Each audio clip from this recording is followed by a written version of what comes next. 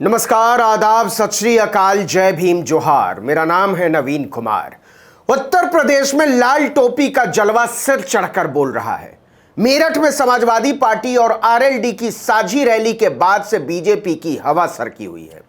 गृह मंत्रालय से कृषि मंत्री तक किसानों को समझाने में जुट गए कि किसी भी तरह से आंदोलन खत्म हो, नहीं तो सरकार तो क्या इज्जत बचाने के लाले पड़ जाएंगे। लेकिन लाल टोपी को लेकर प्रधानमंत्री कार्यालय की ओर से ट्वीट की गई मोदी की टिप्पणियों के बाद से अखिलेश यादव रौद्र रूप में हैं। वो कह रहे हैं कि लाल हनुमान का रंग है और अब वो भाजपा की लंका में आग लगाएंगे। आप सोच रहे होंगे कि ये लाल टोपी और प्रधानमंत्री कार्यालय का किस्सा क्या है, तो सुनिए, जिससे आप समझ सकें कि मोदी ने कैसे गरिमा और शालीनता की धज्जी उड़ाई है। नरेंद्र मोदी संस्थाओं को ध्वस्त करने वाले प्रधानमंत्री के तौर पर जाने जाएंगे। आपने सुना ही होगा कि यूपी में उनकी रैलियों में भीड़ जुटाने के लिए सरकारी परिवहन विभाग ने लिखित आदेश जारी किए। लेकिन अब खुद प्रधानमंत्री कार्यालय भाजपा कार्यालय में तब्दील हो चुका है। लगता है मोदी को भाजपा के आईटी सेल पर भरोसा नहीं रहा, भाजपा के रंगरूटों पर भरोसा नहीं रहा, इसलिए अब पार्टी का काम भी प्रधानमंत्री कार्यालय को सौंप दिया गया है।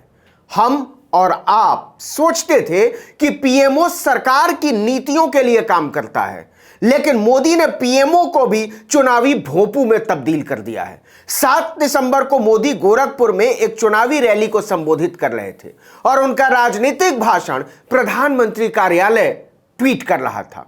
दोपहर 2:06 पर पीएमओ का एक ट्वीट देखिए। आज पूरा यूपी भली भांति जानता है कि लाल टोपी वालों को लाल बत्ती से मतलब रहा है, आपके दुख तकलीफों से नहीं। लाल टोपी वालों को सत्ता चाहिए, घोटालों के लिए, अपनी तिजोरी भरने के लिए, अवैध कब्जों के लिए, माफियाओं को खुली छूट देने के लिए। लाल टोपी वालों मतलब समाजवादी पार्टी। पीएमओ ने राजनीतिक रैलियों में विपक्षियों पर हमला बोलने का ठेका उठा लिया है। इसी के आगे उसका दूसरा ट्वीट है, इसको भी समझ लीजिए। उसने लिखा, लाल टोपी वालों को सरकार बनानी है, आतंकवादियों पर मेहरबानी दिखाने के लिए, आतंकियों को जेल से छुड़ाने के लिए, और इसलिए याद रखिए, लाल टोपी वाले यूपी के लिए रेड अलर्ट हैं, यानी खतरे की घंटी। मतलब प्रधानमंत्री कार्यालय और भारतीय जनता पार्टी में कोई अंतर ही नहीं रह गया है। ऐसा लगता है जैसे पीएमओ को भाजपा के आईटी सेल में तब्दील कर दिया गया है। आखिर प्रधानमंत्री कार्यालय भाजपा के विरोधियों को नीचा कैसे दिखा सकता है आधिकारिक तौर पर। लेकिन लाल टोपी वाली टिप्पणी अखिलेश यादव को खल गई। वो प्रधानमंत्री की शालीनता और प्रधानमंत्री कार्यालय की नीयत पर सवाल उठा देते हैं। कैसे उठाते हैं? वो कहते हैं कि प्रधानमंत्री नरेंद्र मोदी भाषा बिगाड़ रहे हैं क्योंकि उन्होंने अपने वायदे पूरे नहीं किए, इसलिए उन्हें भाषा बदलनी पड़ी है।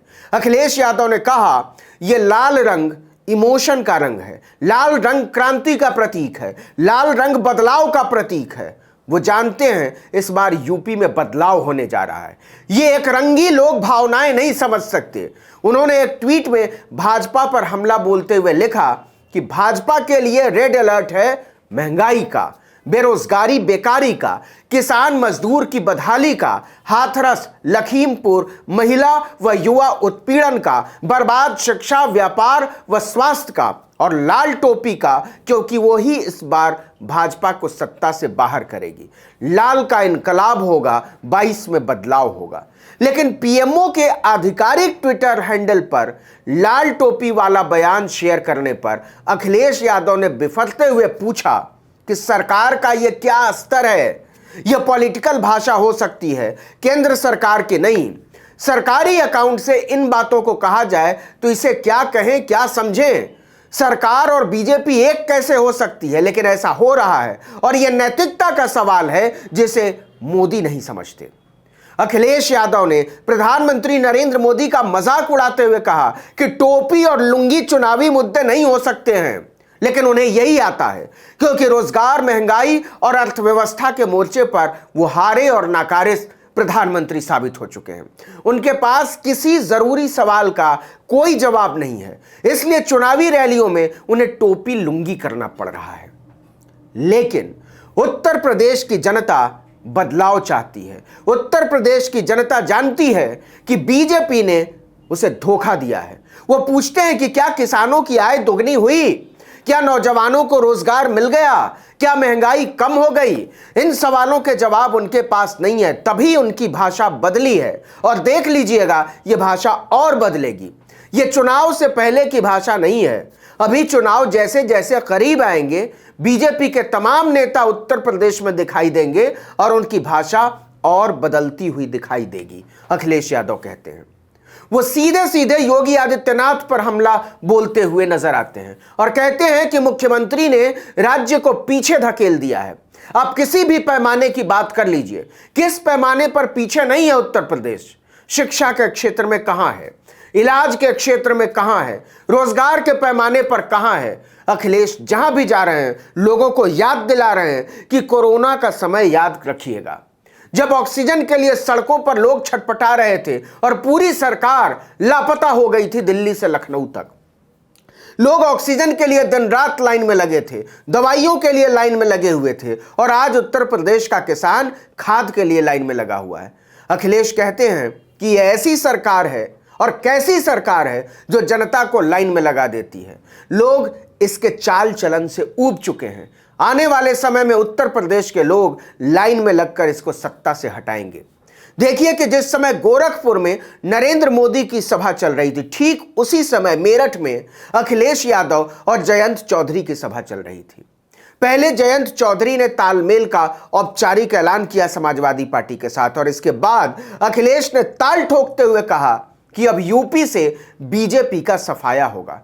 उन्होंने कहा कि भाजपा लिख कर ले ले कि इस बार पश्चिमी उत्तर प्रदेश में भारतीय जनता पार्टी का सूरज डूब जाएगा और हमेशा के लिए डूबेगा। रैली में जयंत चौधरी ने आगाह किया कि योगी आदित्यनाथ हर कीमत पर चुनाव को हिंदू बनाम मुसलमान की तरफ ले जाना चाहते हैं। इसको लेकर होशियार रहने की जरूरत है, इसे समझने की जरूरत है। योगी औरंगजेब पर बात शुरू करते हैं और अंत में धार्मिक पलायन पर आ जाते हैं, लेकिन वो नौकरी के लिए इम्तिहान नहीं ले पाते, पर्चा आउट हो जाता है। मजबूर होकर नौजवान दूसरे प्रदेशों में जाकर नौकरी ढूंढते हैं। योगी जी को ये वाला पलायन नजर नहीं आता। जयंत चौधरी ने मुख्यमंत्री आदित्यनाथ का मजाक उड़ाते हुए कहा कि बाबा जी को गुस्सा भी बहुत आता है, कभी भी गलती से भी मुस्कुराते नहीं हैं, लेकिन 2022 में बाबा जी को हम इतना फ्री कर देंगे कि गोरखपुर में बछड़ों के साथ खेलें।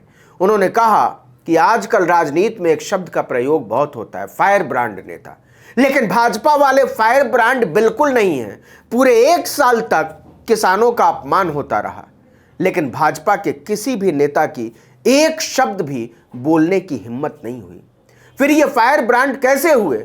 मतलब कुल मिलाकर इस बार भाजपा को लड़ने के लिए समतल मैदान नहीं मिलने जा रहा। अखिलेश यादव ने रास्ते में बहुत प्यार से गुलाब के कांटे बिछाए हुए हैं और आगे भी वो बिछाते जा रहे हैं। इस वीडियो में इतना ही, लेकिन अगर आपने आर्टिकल 19 इंडिया को अब तक सब्सक्राइब नहीं किया तो फौरन कर लीजिए, बेल आइकॉन दबाइए, घंटी जैसी आकृति, लाइक कीजिए और कमेंट करके बताइए हमारा वीडियो आपको कैसा लगा। अगर यूट्यूब पर हमारा वीडियो देख रहे हैं तो सब्सक्राइब कर लीजिए, और अगर फेसबुक पर देख रहे हैं तो हमारे पेज पर जाइए, फॉलो कर लीजिए। नमस्कार।